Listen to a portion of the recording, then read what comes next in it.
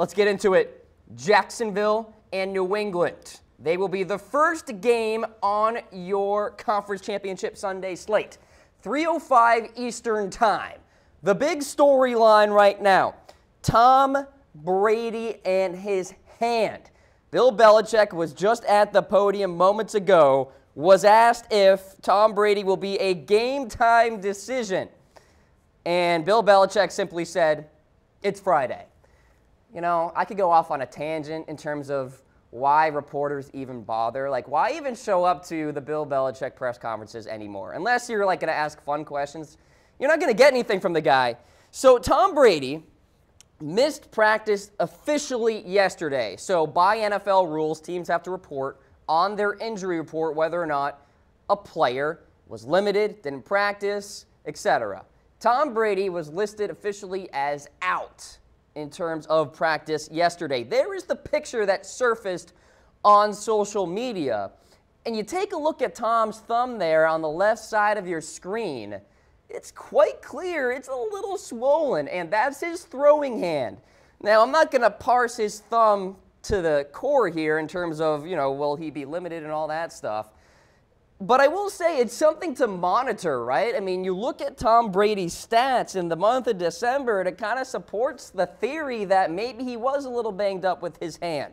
Because there was a report that came out earlier this year that Tom Brady actually broke his hand in that Tampa Bay Buccaneers game. Now, I don't fully believe in that because Tom Brady's numbers in the month of November were fantastic, but December, 64.7 completion percentage, 7.45 yards per attempt, 4 touchdowns, 5 interceptions, and a shade over 80 in terms of passer rating. So you look at Tom's numbers from the month of December, and it kind of supports that theory that maybe there could be something going on here with this hand. Now, according to reports, this latest hand injury stemmed from a handoff that occurred during practice earlier this week, and Tom Brady ran into a player. And it's funny, none of the New England players out there are saying which player ran into Tom Brady. Now, limited Tom Brady or 100% healthy Tom Brady, I still think the New England Patriots should be favored in this game. Blake Bortles in Foxborough cannot be trusted. Prior to the postseason, I had New England going to the Super Bowl. And I'm going to tell you why. The New England Patriots are in fine fashion because they can still attack Jacksonville's weakness on defense. It's that interior of that defense. So Dion Lewis and company going inside against Jacksonville's front seven, and then Rob Gronkowski in the middle of the field against those linebackers, Miles Jack and Telvin Smith. That's where New England can win this game. The middle of the field, the interior of that Jacksonville defense, because if it becomes a game where Tom Brady is challenging A.J. Bouye and Jalen Ramsey on the outside, that's when problems will occur, because Tom's going to have to sit back there in the pocket, and here comes Calais Campbell and company, Yannick Ngakoue, getting after Tom Brady. That's not going to be the game plan.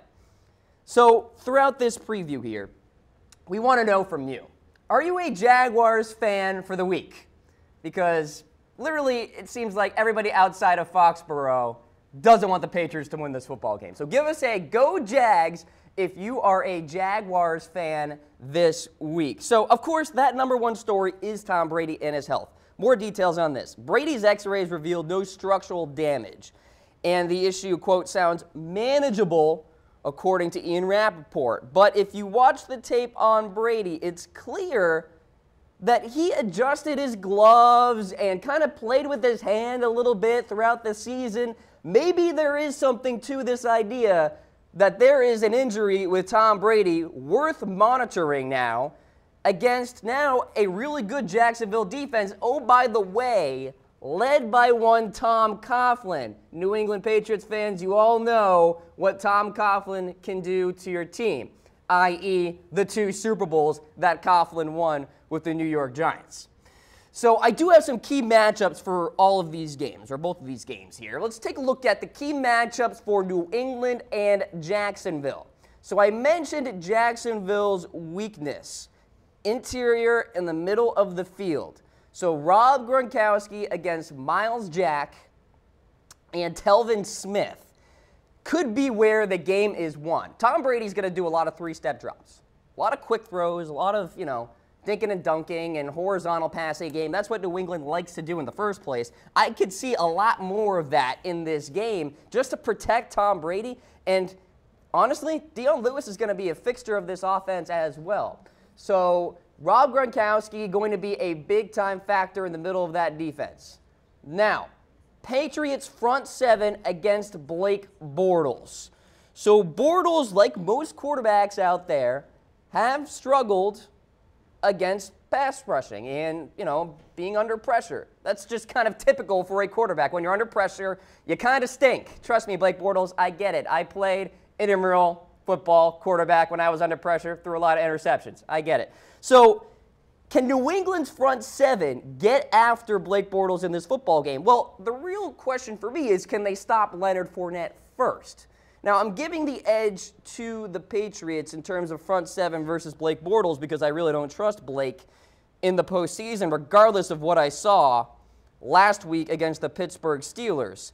So the Jaguars are mostly here in the AFC Championship game due to the legs of Leonard Fournette. He balled out against Pittsburgh. He did tweak his ankle in the process, and he has been somewhat limited this week, but he's likely to play. If that ankle buckles again, ladies and gentlemen, the Jaguars have zero chance. The Jaguars lost 4 of 5 this season when they didn't rush for 100 yards. That's their magic number. All right? So if the Jaguars can run the football effectively, then, the game will change, the flow will change, and perhaps you keep Tom Brady on the sideline. By the way, Fournette became the youngest player in the Super Bowl era to rush for at least 100 yards and 3 touchdowns in a playoff game. So revisiting these key matchups here. So I'm giving the edge to New England, Rob Gronkowski versus the linebackers of Jacksonville. As you see those logos on the left side there. So who wins in these respective matchups? That's where I kind of have the indicators. Patriots front seven versus Blake Bortles. I give that edge to New England. Josh Lambo, the kicker for Jacksonville, has had a really good year so far, and he filled in the midway point of the season for the Jaguars. He's going up against, of course, the Patriot faithful, a 12th man, if you will, the Foxborough crowd. I'm giving that edge to New England here. And then finally, Tom Coughlin versus Bill Belichick. Look, when you think of the ultimate Patriot beaters, you think of 2 people, John Harbaugh and the Baltimore Ravens and Tom Coughlin. Sadly, John Harbaugh is golfing this week, so we have Tom Coughlin here, who's 5-2 against Bill Belichick, notably those 2 Super Bowl victories, Super Bowl 42 and 46 respectively. Brady posted a 69.4 and 51.6 passer rating respectively against the Giants in 2007 and 2001. So I'm going with Jacksonville here as that edge for Tom Coughlin versus Bill Belichick. And usually you give Bill Belichick the edge, right, in many respects, but not in this one, oddly enough. So those are my key matchups in the AFC Championship game. Now, I want to take a look back at the Patriots pass rush because I do think that is notable here. So you have the situation with the Jaguars and the Patriots. The Patriots walloped Marcus Mariota for 8 sacks last week and pressured him on 39.6% of his dropbacks. And Mariota has a better offensive line than what Blake Bortles has. So Bortles has a 64.5 rating when he was under pressure and has just 5.5 yards per attempt. Now, if Fournette runs wild, all of those stats are meaningless. So you're looking at the Patriots pass rush. It's gotten better. And so I'm giving that front seven the edge against Blake Bortles this week. A final note here on Coughlin, because you better believe, now that he's an executive, he's in the front office and all that stuff, he's spilling all of his secrets that he has about Bill Belichick to one Doug Morrone, who, of course, is the head coach for the Jacksonville Jaguars. So he is tipping his hand, in a sense, telling Doug Morrone all the secrets that Tom Coughlin knows. But I couldn't help myself, even though Tom Coughlin isn't the head coach, to kind of put these two together. Because Coughlin is going to give so much information to Morrone, and Morrone's going to apply a lot of that in this football game. All right, so Jaguars, great defense, great front four, and they have the blueprint, if you will, to get after Tom Brady without blitzing. How do you beat Tom Brady? You pressure him in the interior of the offensive line without blitzing. So Yannick Ngakoue, Calais Campbell, etc. have to ball out in this football game. Now, at the end of the day, can Blake Bortles put up the points needed? This Patriots team is not going to be a complacent team, guys. That time has passed with the Pittsburgh Steelers. The Steelers were the complacent team a week ago. The Jacksonville Jaguars are going to be facing a much more competitive squad this week. And I mentioned how Tom Brady could be leaning on Dion Lewis a little bit. The Patriots have been really solid in the ground game, just like the Jaguars have been. Dion Lewis has 507 yards from scrimmage over the past 4 games. The Patriots are 8-0 when he exceeds 100 yards rushing / receiving. So in that vein, I think Dion Lewis has a pretty darn good game. I think he's pretty solid in the passing game, and I think he finds some success in the interior of that Patriot offensive line going up against that Jacksonville front seven.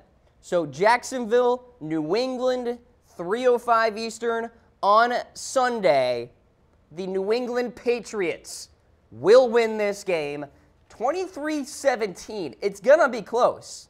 Patriots fans out there will be biting their nails, so there's no doubt about that. I do think there is something to be said about Tom Brady's injury, and I think it might limit him a little bit, and I think the Patriots know that. So New England might do more of a time of possession kind of game plan, controlling the line of scrimmage, running the football effectively, and not necessarily blowing out the Jacksonville Jaguars, but that's why I have kind of a close 23-17 score. And if the Patriots win, right, they got plenty of time for Tom Brady to heal to get ready for Super Bowl 52.